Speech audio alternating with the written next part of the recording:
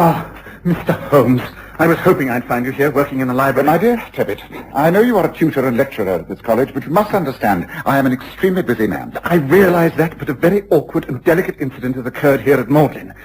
By chance, you are here, and I must turn to you for help. I'm sorry I cannot be disturbed. If there is any trouble, I should prefer it if you would call in the police. The police? Oh, no, that would cause a terrible scandal at all costs. Magdalen must avoid a scandal. I beg of you, Mr. Holmes, help us. For the sake of the college, help us, please.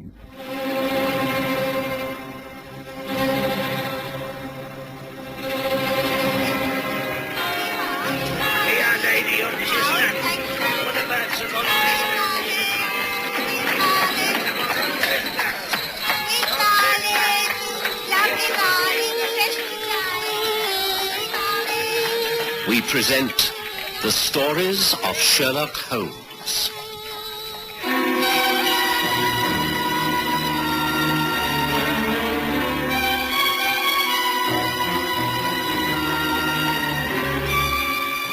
Tonight, a hollow victory.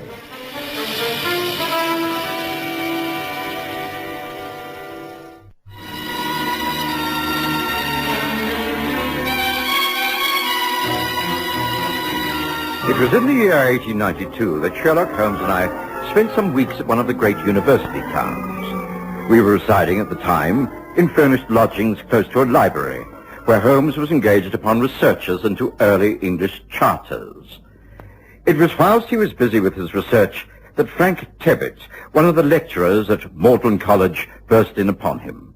A gaunt man of excitable character, he was even more agitated than usual. I must explain, Mr. Holmes, that tomorrow is the first day of the examination for the Hamilton Scholarship. I am one of the examiners. Today, at about 3 o'clock, the proofs of the examination paper arrived from the printers. I read it carefully, as the text must be quite correct, a large part of it being passages in Greek to be translated. There must be no printer's errors, you see. Quite so. At 4:30 p.m., I left as I had an appointment to take tea in a friend's room. I left the proofs on my desk. I was away for little more than an hour. As you know, our college doors are double, the green baize one within and the heavy oak without. As I approached my outer door, I was amazed to find a key in the lock. But it was not my key. I knew I had not been so careless. My key was still in my pocket. Nevertheless, there must have been a duplicate. Who carries it? Oh, my servant, Jackson, who's been with me for 10 years. His honesty is above suspicion. Have you questioned him? Yes. I met him in the corridor and discovered that the key was indeed his. He had come to my room to ask if I wanted to take tea, and he had very carelessly left his key in the door when he had left a few minutes later. Of course, in ordinary circumstances, it would not have mattered. And what are the examination papers on your desk? Oh, the moment I looked at the table, I knew that someone had been in there. The proofs were in 3 long slips. I'd left them all together. Now I found one on the table, one on the side table near the window, and the third upon the floor. Tell me, Tebbit, is the scholarship a valuable one? Very. There is a lot to be gained by getting it, including money. Jackson entered the room with you. What was his reaction to all of this? He nearly collapsed. I had to seat him in a chair and give him brandy.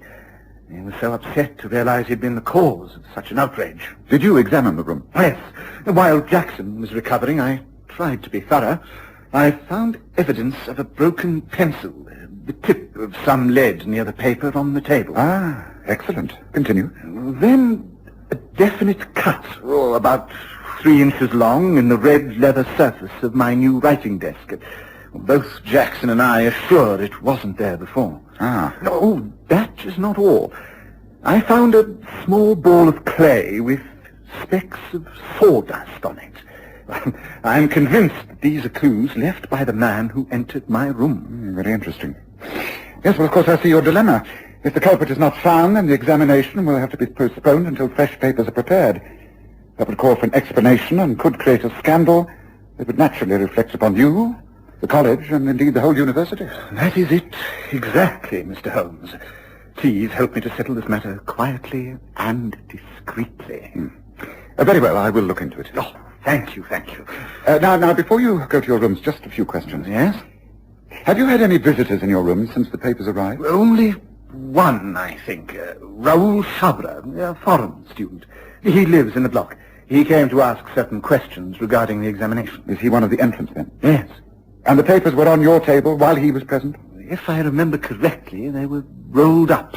No, nevertheless, he might have recognized them as printer's proofs. Possible, though unlikely. No one knew they were there, not even Jackson. Where is Jackson now? I left him recovering in the chair in my room. I hurried straight to you. Well, then it amounts to this. Either this student, Shabra, recognized the papers and is the guilty party, or whoever tampered with them came upon them by accident. So it seems to me. Yes, well, we'd better go over there. Would you care to come along, Watson?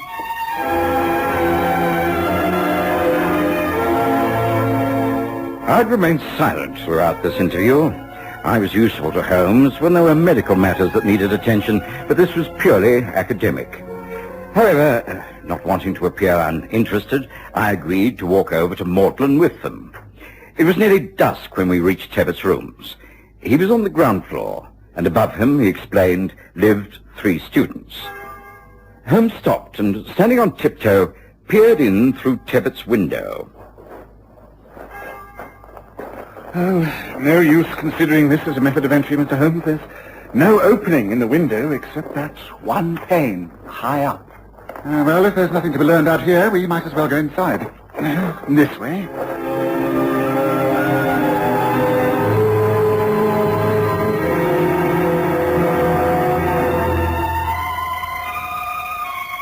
We entered the building, Tebbett leading the way.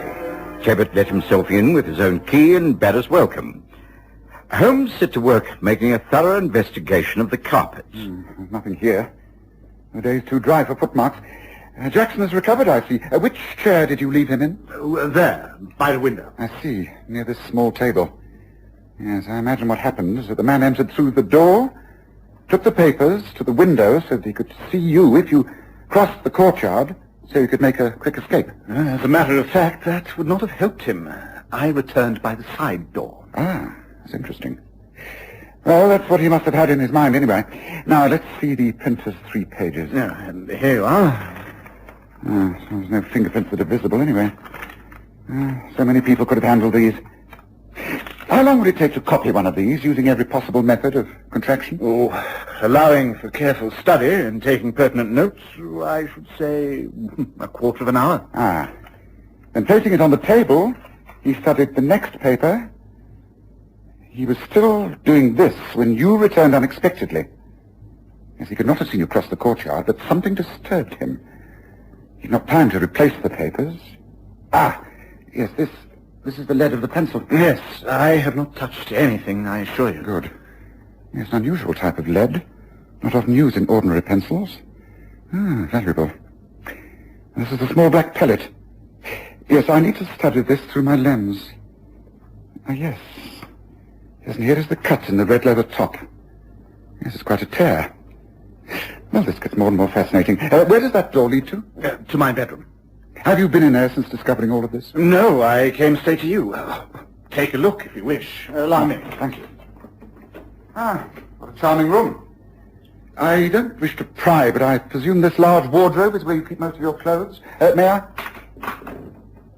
Yes. Large and convenient. And there seems to be... now what have we here on the floor next to the shoe rack? It's a similar piece of clay, formed into a pyramid shape, identical to the one by your table. Now, isn't that extraordinary? Yes, let me see that. Yes. Yes, you're right. What does it mean, Mr. Holmes? I don't know. It would seem that your visitor had access to your bedroom as well as to the sitting room, Mr. Tebbett. That does not make sense. Surely anyone wanting to take notes from my papers would be familiar with the layout of these rooms. Whoever it was could not have fled into the bedroom by mistake. But then he must have done so intentionally, in order to hide. Do you mean that he might have been hiding in here when Jackson and I came back? Very likely. In which case you had only to close this door, and you have had him a prisoner. But first things first. It's necessary, I think, that I meet your servant, Jackson. Can that be arranged? Excuse me, sir. No, Jackson. Just the man we wish to see. I came back to see if there had been any new developments, sir. No, but this is Mr. Sherlock Holmes and Dr. Watson who are investigating. Please answer any questions as clearly as you can. Of course, sir. I understand all this happened because you left your key in the outside door. How extraordinary that you should do so on this one important occasion. It's something I can't explain. I missed the key and realized what I must have done.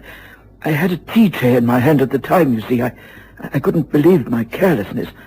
I hurried back, but met Mr. Tebbit in the corridor, and when we entered together, I saw the worst had happened, and someone had been in the rooms. I tried to be helpful, but the shock was too much. I felt ill, near to fainting. Where were you when you started to feel ill? By the door. Yet you collapsed in this chair by the window. Odd. I don't think Jackson knew what he was doing. We were both shocked. It was minutes before either of us could think straight. Yes, well, that will be all for the moment, Jackson. Thank you, sir. Thank you, Mr. Tebbit. Ring if you need me again, won't you, sir? I'm most dreadfully sorry. I'd like the names of the 3 students you say live above these rooms. Who are they? One of them is the foreign student I told you about, Raoul Chabra. He is quiet, keeps himself to himself. His work is good, although I would say his Greek is his weakest subject. Then there is Forbes, a fine scholar and athlete. Well, perhaps too keen on sport, but a fine young man. His father was the notorious Sir Stafford Forbes, who ruined himself gambling. The son is poor, but should do well. I see. And the third? Harland McBride, brilliant, one of the brightest intellects of the college, but wayward and unprincipled. I know what your next question will be. Which of the 3 do I suspect? Oh, I can't answer that. I'm glad, because I wasn't going to ask you anyway. But I was about to suggest a quick stroll outside in the courtyard before it becomes too dark. Shall we go? Holmes led us out of Tebbit's rooms and back to the courtyard. It was not quite dark. 3 yellow squares of light shone above us. The 3 students were spending the night before the exams in their rooms. Shadows moved across the blinds of one room. Is Raoul Chabra pacing the floor. An occasional movement came from Forbes's quarters. From the 3rd window, there was a bright light, but no sign of activity. Holmes suggested that we make some excuse and call on each in turn. Tebbit thought it could be arranged and led us up the ancient staircase. At Raoul Chabra's rooms, we were welcomed a trifle coldly. Please to come in, Mr. Tebbit. Sorry to interrupt, but these are friends of mine who are looking over the college. This is Mr. Holmes and Dr. Watson. How do you do? How do you do? I am pleased to meet any friends of my tutor. Oh, thank you. I'm interested in the internal design of these buildings. They're very well appointed, are they not? I find it very comfortable here. Please to look around. Well, I'm pleased to see that you're not doing any last-minute studying, Chabra. That shows confidence. I do not feel confident. I am greatly worried. I am very nervous. I am lost to know how to spend this last night before the examination. Ah, you have an examination tomorrow. I'm so sorry. We did not know.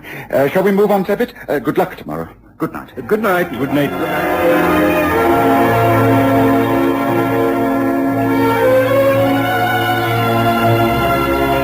I noticed that Holmes' eyes had been darting about all over the room, especially at the large desk by the window. Raoul Chabra seemed a mystery. Courteous and well-dressed, he could have been thinking anything as he bowed us from his rooms.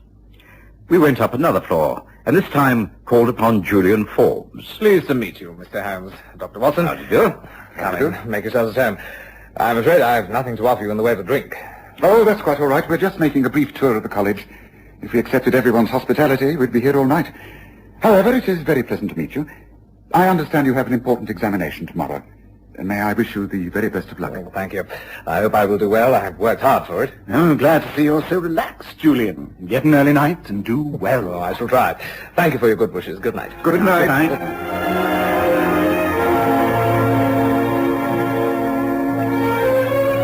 Again, I was aware of the intense scrutiny Holmes had given the room and its occupant. We followed Tebbit up further stairs to the rooms of the 3rd student. This time, our reception was far from cordial. Who is it? Your tutor, Tebbit. Go away. I beg your pardon. I have friends here who wish to meet you. Well, I don't want to meet them. Tomorrow is the exam and I have sorting to do. I won't be disturbed by anyone. Is that clear? Go away! I rather think we're not wanted, Tebbit. I really must apologize. Not at all. He has the right to sport his oak on an occasion such as this. I only want to know one thing about Harlan McBride. And what is that? How tall is he? I beg your pardon? Is he under 6 feet? Is he taller than I am? No, not at all. Much shorter. Well built, but shorter. Thank you. That's all I wanted to know. And now, Mr. Tebbit, I wish you good night. But, Mr. Holmes, surely you're not going to leave me in this abrupt fashion? I must have some definite action. I cannot allow the examination to proceed tomorrow if one of the papers has been tampered with. You must leave it as it is. I shall drop round early tomorrow morning. I shall tell you my views then. Meanwhile, leave everything as it is, understand? Do not change a thing. Holmes remained quiet as we made our way back to our lodgings. He said good night shortly after dinner and did no more work on his studies. At 8 in the morning, he came to my room and was quite his old self again, quite changed from the preoccupied person of the night before. Oh, good morning, Watson. Lovely morning. Come, it's time we went to see Mr. Tebbit. Can you do without breakfast? Certainly. Tebbit will be in a terrible state until we tell him something positive. But have you anything positive to tell him? Oh, yes, my dear Watson, I've solved the case. What? Well, how could you have done? What possible fresh evidence could you have got since last night? This. It's not for nothing that I got up at 5:30 this morning. I put in 2 solid hours of work and covered over 5 miles, and I have something to show for it. There it is. 3 small pieces of black clay, almost identical. But Holmes, yesterday there were only 2. Quite. Now, this one I discovered this morning, and the 3 of them will solve the whole mystery. Come, Watson, let's go and put Tebbit out of his misery, shall we? The unfortunate tutor was certainly in a state of great agitation. In a few hours, the examinations would commence. He appealed to Holmes immediately. Thank heavens you come, Mr. Holmes. What am I to do? Shall the examination proceed? Oh, yes, let it proceed by all means. But the culprit... He will not sit the examination. How can you say that? Does it mean that you know who it is? I think so. And if this matter is not to become public, then we must pass judgment upon this ourselves. And so, in this private court-martial, so to speak, we shall take up official positions. Watson, will you stand there? Very well. There. And ring the bell, please. That will bring Jackson. Exactly. Very well. I say, Holmes, can't you tell us a little more? I mean, what do we have to do? Just you stand there and glare, Watson. Fiddle with your moustache and frighten the life out of anyone who comes through that door. Here is the first person. Come in, Jackson. You do as Mr. Holmes requests, Jackson. Yes, sir. Now, Tebbit, would you leave us for a little while? Please go down and bring Mr. Forbes down to us. But I don't understand. I mean, what... do as I say, please.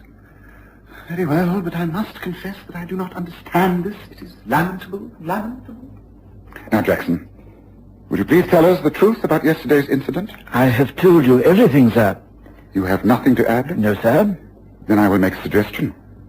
When you came in here yesterday, and you appeared to be considerably shocked, you sat down upon that chair. The reason was to conceal something, was it not? No, of course not. I think you answered that a little too quickly. I wonder why. You know who was in this room yesterday, don't you, Jackson? No, sir, no. It is a pity you feel that you have to lie. Stay with us, but stand over there by the bedroom door and wait. Yes, I think the time has come. Oh, it is lucky that I found you. I think you must have been coming to see me. Yes, I was. It was very important, you see, sir. Come in. Close the door. Yes. Now, Mr. Forbes, we are alone here. We can be perfectly frank with each other. We want to know why an honorable man such as yourself ever stooped to become the cheat you were yesterday. What? Jackson, how could... Oh, it wasn't me, sir. Mr. Forbes, I never said a word. But you have now. Forbes, your only chance lies in a frank confession. I don't know where to begin. How can I tell anyone? Then let me tell the story, and you can correct me if I'm wrong. Now, Tebbit told me that no one, not even Jackson, knew the papers were in this room. It was extremely unlikely that Rao Shabra could tell what the papers even looked like when he came in here. After all, they were rolled up. The chances of someone coming in here by accident and finding them would be too remote. Obviously, someone saw into the room from outside. I see. Forbes had been training that afternoon. He had his running shoes with him, the traditional kind, spikes on the soles. When he passed the window, he saw that you had been working on the exam paper. As he passed the door on the way to his room, he noticed that the key was in the lock. The temptation was too much. He let himself in and saw the situation at a glance. He placed his running shoes on the table and placed something, gloves perhaps, on the chair whilst he hurriedly made notes. Correct, Forbes? Yes. Thinking you, Tebbit, would return across the courtyard, he stayed by the window to watch. But you didn't. You came by the side entrance and he was caught. There was no escape. He grabbed for his shoes and made a tear in the red leather. Darting across to the bedroom, he forgot his gloves on the chair. Some of the black clay from around the spikes of his running shoes dropped off. One piece was left here, another in the bedroom cupboard where he hid himself. That third piece I collected from the pitch where he trained yesterday. Correct so far, Forbes? Yes, it's exactly as you've explained. Is that all you can say for yourself after such infamous conduct? I'm sorry. And to prove it, I have here a letter which I wrote last night. I couldn't sleep. I couldn't live with what I'd done. In the letter, I say I'm withdrawing from the examination. I'm ashamed. Well, I am relieved to know you have recovered your self-respect. Why the change of heart, Forbes? Jackson. He persuaded me. Well, Jackson, can you clear up the last point in this mystery for me? What was your interest in all of this? It's simple enough, Mr. Holmes. I was at one time butler to Sir Stafford Forbes, this young man's father.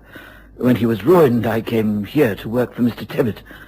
I never forgot my old employer and made it my job to watch over his son. That's why I pretended to collapse when I sat in the chair in order to conceal the gloves.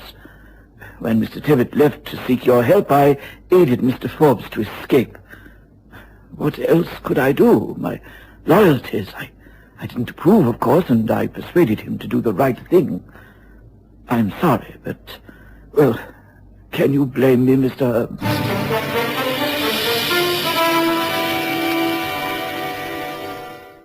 There was silence in those rooms at Magdalen College.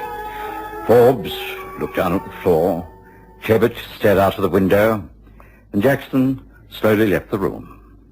Holmes said, Well, Watson, I think that clears up the matter. Breakfast awaits us. Goodbye, Forbes.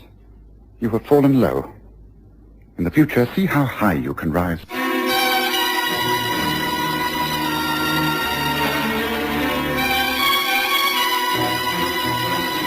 Listen again next Sunday to The Stories of Sherlock Holmes, with Graham Armitage as Holmes and Kerry Jordan as Dr. Watson.